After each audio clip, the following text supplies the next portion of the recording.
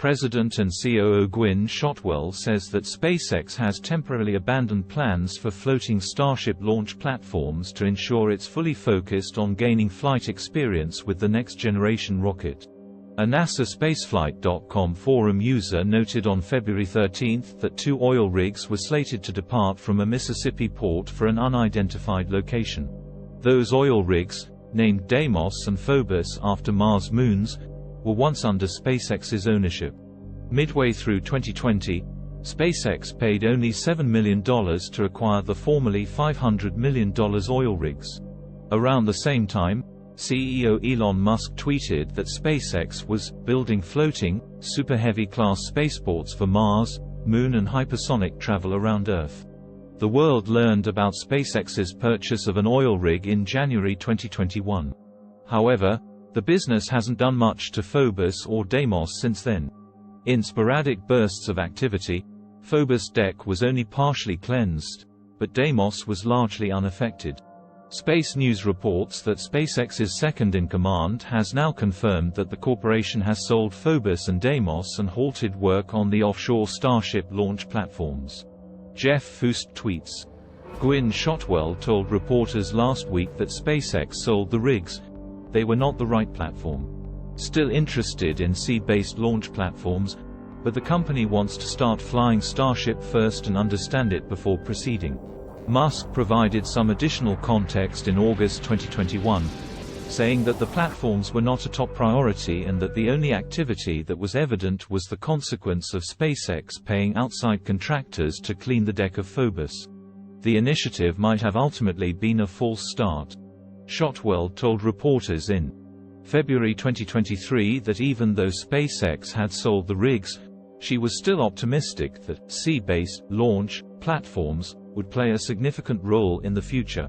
Shotwell claimed that SpaceX had engineered Starship to be as much like aviation operations as we possibly can get, in the hopes of enabling dozens, if not hundreds, of launches per day. Perhaps even exceeding CEO Elon Musk's infamously unrealistic expectations. Shotwell's Starship cadence target is hundreds or possibly thousands of times more ambitious than a 1980s rocket record that is still valid today. No rocket family in history has launched more than 61 times in a single calendar year, making Shotwell's Starship cadence target impossible. It's uncertain whether the FAA's strict environmental evaluations would ever let SpaceX to use launch pads constructed on U.S. territory to achieve anything close to that kind of launch frequency. To get permission for up to 5 orbital Starship launches per year out of Boca Chica, Texas, SpaceX fought long and hard. Additionally, SpaceX has been granted permission to conduct up to 24 Starship missions annually from a NASA Kennedy Space Center launch site in Cape Canaveral, Florida. And from its 2 current Cape Canaveral launch pads, SpaceX is allowed to launch up to 70 much smaller Falcon rockets annually. The FAA has never approved dozens to hundreds of Starship launches each day, which is a 2 or 3 orders of magnitude increase. Shotwell's persistent interest in floating platforms is therefore not surprising, as they might be the only means by which SpaceX can actually operate the Starship in a way that resembles an airline while still getting along with U.S. regulators. Shotwell reportedly stated in an interview with Space News that SpaceX truly needs to fly a Starship to comprehend it, to get to know this machine, and then we'll figure out how we're going to launch it. The Starship program may require that kind of focused discipline. SpaceX first fully stacked a 2-stage Starship rocket more than 18 months ago, but the rocket hasn't yet made an attempt to fly into orbit. Despite this, SpaceX has invested a large sum of money and time into constructing, growing, and improving factories and launch facilities for Starship, an orbital rocket that has yet to even make a partial demonstration of its capabilities. In essence, SpaceX has staked a lot of money on the idea that a Starship that is largely similar to what it is creating now will be extremely profitable, reusable, and trustworthy. The success of SpaceX's testing of the Falcon 9, Falcon Heavy, Dragon, and suborbital Starship indicates that it will eventually be successful. Shotwell's apparent willingness to launch orbital Starships and collect data prior to making significant investments in new infrastructure, and, ideally, significant design adjustments and optimizations. However, is a welcome change of pace. In late 2022, Shotwell apparently took charge of Starbase and Starship. In other news, SpaceX CEO Elon Musk fears his satellite-based communication service could help launch World War III. Elon Musk wants to make it clear that he is not to blame if a third world war breaks out over Ukraine.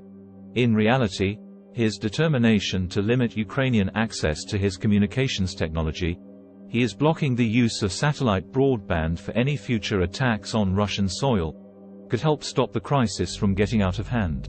Only if you inquire of him. In some breaking news from NASA. NASA's Webb uncovers new details in Pandora's cluster. The most recent deep-field image from NASA's James Webb Space Telescope, showing previously unseen details in a region of space known as Pandora's cluster, has been made public by astronomers. 3 existing huge clusters of galaxies are seen merging to form a megacluster in Webb's vision. By acting as a natural magnifying glass, the galaxy cluster's combined mass produces a strong gravitational lens that makes it possible to detect many more distant galaxies in the early universe. The Hubble Space Telescope of NASA has only before conducted extensive research on Pandora's center core. The ancient myth of Pandora is about human curiosity and discoveries that delineate the past from the future, which I think is a fitting connection to the new realms of the universe. Webb is opening up, including this deep-field image of Pandora's cluster, said astronomer Rachel Bezenson of the University of Pittsburgh. In Pennsylvania, co-principal investigator on the ultra-deep NIR-SPEC and NIR-CAM observations before the epoch of Ryanization, uncover program to study the region. When the images of Pandora's cluster first came in from Webb, we were honestly a little starstruck, said Bezenson. There was so much detail in the foreground cluster and so many distant lensed galaxies, I found myself getting lost in the image. Webb exceeded our expectations. The new view of Pandora's cluster stitches 4 Webb snapshots together into one panoramic image, displaying roughly 50,000 sources of near-infrared light. The appearance of distant galaxies is altered by gravitational lensing in addition to magnification, making them appear considerably different from those in the foreground. The lens, created by the galaxy cluster, is so large that it warps the very fabric of space, causing light from distant galaxies to seem twisted as it passes across the warped space. Co-principal investigator on the Uncover program and astronomer Evo Lab of Swinburne University of Technology in Melbourne, Australia, said that the Webb telescope revealed hundreds of far-off lensed galaxies that appear as faint arcs in the image in the lensing core to the lower right of the Webb image. This region has never been imaged by Hubble. More of them become visible as you enlarge the area. Pandora's cluster, as imaged by Webb, shows us a stronger, wider, deeper, better lens than we have ever seen before, Lab said. My first reaction to the image was that it was so beautiful, it looked like a galaxy formation simulation. We had to remind ourselves that this was real data, and we are working in a new era of astronomy now. The Uncover team used Webb's near-infrared camera, NIR-CAM, to capture the cluster with exposures lasting 4 to 6 hours, for a total of about 30 hours of observing time. The next step is to carefully review the imaging data and choose galaxies for follow-up observation with the near-infrared spectrograph, NIR-SPEC, which will provide accurate distance measurements along with other comprehensive information about the compositions of the lensed galaxies, providing new insights into the early stage of galaxy assembly and evolution. These NIR-SPEC observations should be made in the summer of 2023, according to the Uncover team. In the meantime, all of the NIR-CAM photometric data has been publicly released so that other astronomers can become familiar with it and plan their own scientific studies with Webb's rich datasets.